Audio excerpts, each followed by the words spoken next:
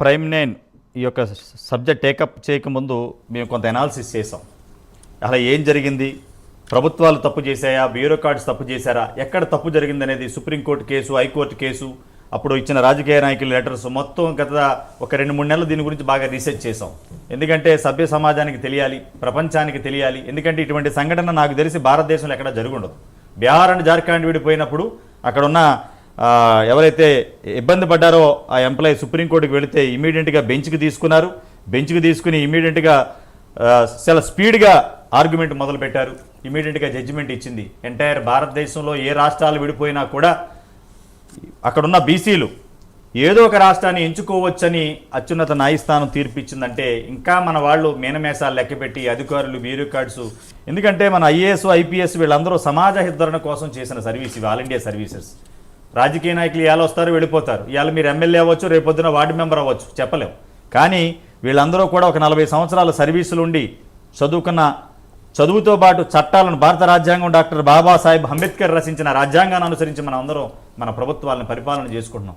కానీ అప్పుడున్న BC member secretary నిజంగా ఒక లెటరు 26+1 కులాలను తీస్తున్నాం, the request letter received from the KCR, మేము ఇలా చేస్తున్నాం, మీ ఒపీనియన్ ఏంటని అడుగుంటే నిజంగా ఆ రోజున చంద్రబాబు వీళ్ళిద్దరూ కూర్చొని మనం ఆస్తులు పంచుకున్నాం, నిధులు పంచుకున్నాం, అన్నీ పంచుకున్నాం, ఈ 26 కులాలని భూభాగంలో అవతలుండాలా, యువతలుండాలా అనేది కూడా వీళ్ళ నిర్ణయం తీసుకుంటే అప్పుడు గవర్నమెంట్ ఆఫ్ ఇండియా చెప్పేది ఏంటంటే ఇక్కడ ఉన్న కులాలందరూ అటు వెళ్ళిపోండి, అక్కడ ఉన్న కులాలు. ఇది జరగలేదు ఎక్కడా కూడా. ఎందుకంటే మన 371D కూడా ఉంది ఆర్టికల్ ప్రకారం. 4 సంవత్సరాలు ఒక ప్లేస్లో ఉండి లేకపోతే 7 సంవత్సరాలు చదువుకున్నా అక్కడ ఉన్నా కూడా ఉండొచ్చు అనేది ఉంది. ఏదైనా వైలేషన్ చేశారు. ఒక్కసారి మన ఈటల రాజేందర్ గారు, మల్కాజ్గిరి ఎంపీ గారు, రాజ్యసభ ఎంపీ గారు జూమ్ లైన్లో సిద్ధంగా ఉన్నారు. నమస్కారం ఈటల రాజేందర్ గారు. నమస్కారం సార్. గత 5 వారాల నుంచి ప్రైమ్ 9 వేదికగా ఈ తీసేసిన 26+1 కులాల కోసం ఒక ప్రత్యేక కార్యక్రమాన్ని చేపట్టాం. కారణం ఏంటంటే వీళ్ళ కోసం ఏ ప్రింట్ అండ్ ఎలక్ట్రానిక్ మీడియా పోరాడడం లేదు. కానీ గతంలో మీరు అనేక సందర్భాల్లో 26 కులాల కోసం పోరాడుతూ వీళ్ళకి న్యాయం చేయాలని మీరు పోరాటం చేస్తూ వచ్చారు. ఏదేమైనా ప్రైమ్ 9 కథనాలతో స్పందించిన Revanth Reddy and BC commission ఈ నెల 15వ తారీఖున నోటిఫికేషన్ ఇచ్చారు రాజేంద్ర గారు. అలాగే మీ యొక్క కాన్స్టిట్యున్సీలో ఎన్నికల సమయంలో కూడా తమరు కూడా 26 కులాల కోసం నేను పోరాడుతాను, వీళ్ళకి అన్యాయం చేసింది గత ప్రభుత్వం, రేవంత్ రెడ్డి గారు ఇచ్చిన మాట నిలబెట్టుకోవాలని మీరు కూడా ఎన్నికల ప్రచార భాగంగా చెప్పారు. ఏమంటారు? ఇప్పుడు నోటిఫికేషన్ వచ్చింది, రేవంత్ రెడ్డి గారు నెల రోజుల్లోనే కలుపుతానంటారు. ఏమంటారు దీని గురించి మీరు?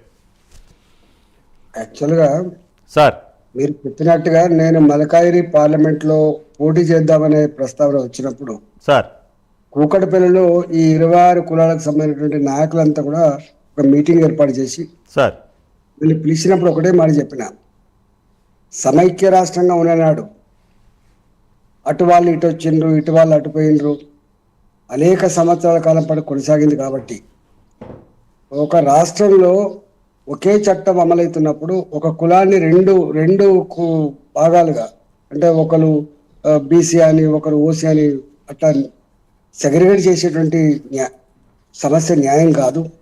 ఎట్టి పరిస్థితులలో వీళ్లకు అక్కడ ఏ కులమైతే ఏ సర్టిఫికేట్ అయితే దొరుకుతా ఉందో ఇక్కడ కూడా అదే సర్టిఫికేట్ ఇవ్వాలని చెప్పి నేను కూడా చెప్పడం జరిగింది.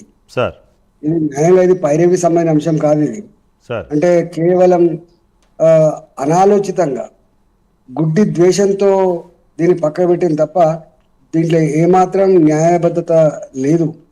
ఇప్పటికైనా ప్రభుత్వం స్పందించి అది నిర్ణయం తీసుకోవడం మంచిది, కానీ వెంటనే అమలు చేయాలని చెప్పి నేను కోరుతా ఉన్నాను.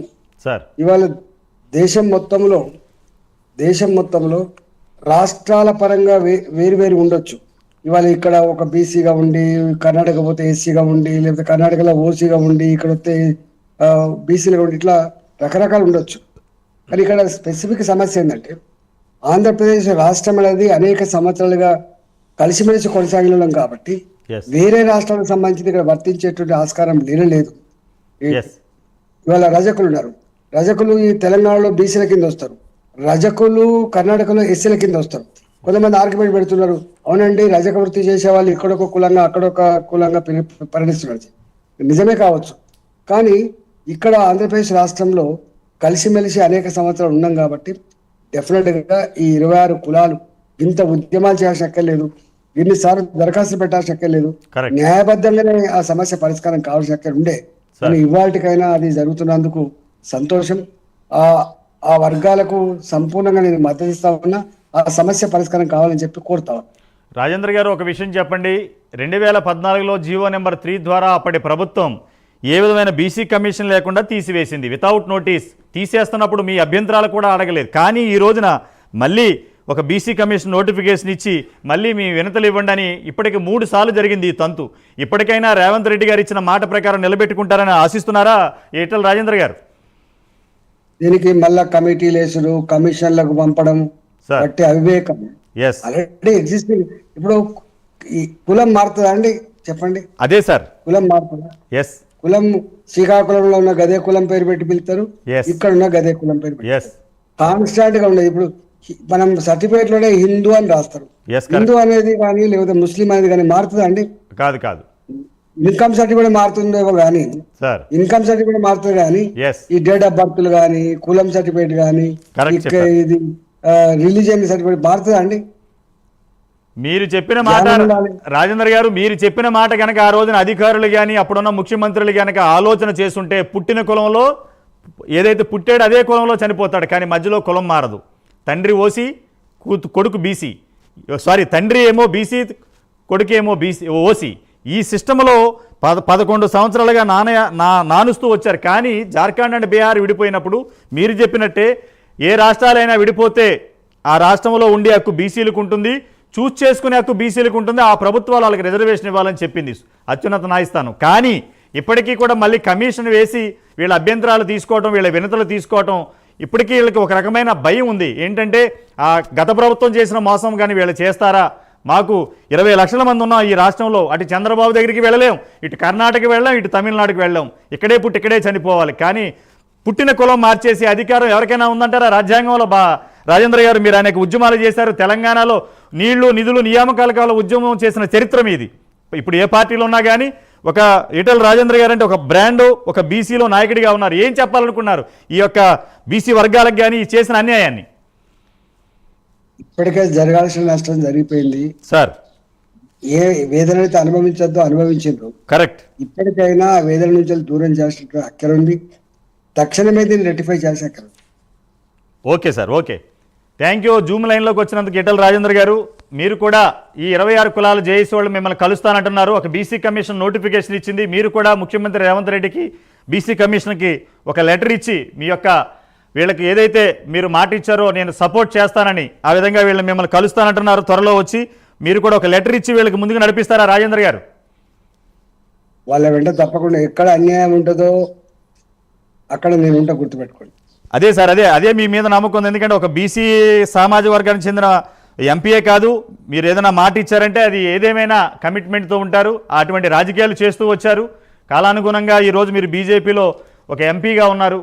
కానీ అతిపెద్ద కాన్స్టిట్యున్సీ మల్కాజ్గిరి, మేడ్చల్, దానికి మీరు ప్రాతినిధ్యం వహిస్తున్నారు. ఈ బీసీ రిజర్వేషన్ అయిన తర్వాత కూడా ఓబీసీ నుంచి కూడా తీసేశారు. ఎందుకంటే స్టేట్లో బీసీ లేకపోతే సెంటర్లో ఓబీసీ ఉండదు. రేపొద్దున రానున్న రోజుల్లో మీరు లోక్సభలో ఈ ఓబీసీ కూడా వచ్చేటట్టు 26 కులాలకి న్యాయం చేయాలని కోరుతున్నారు రాజేంద్ర గారు మిమ్మల్ని. యాక్చువల్గా ఇప్పటికే ఇక్కడ బీసీలుగా ఉండి కేంద్ర ప్రభుత్వంలో ఓబీసీలుగా లేకపోవడం వల్ల సార్ ఇలా కేంద్ర ప్రభుత్వంలో ఉండేటువంటి అనేక రకాల ఫలితాలు అనుభవించలేకపోతున్నాం అని చెప్పి చాలా సంవత్సరాలుగా వాళ్ళు ఫైట్ చేస్తూ ఉన్నారు. ఆ సమస్య పెండింగ్ లో ఉంది కేంద్రం దగ్గర.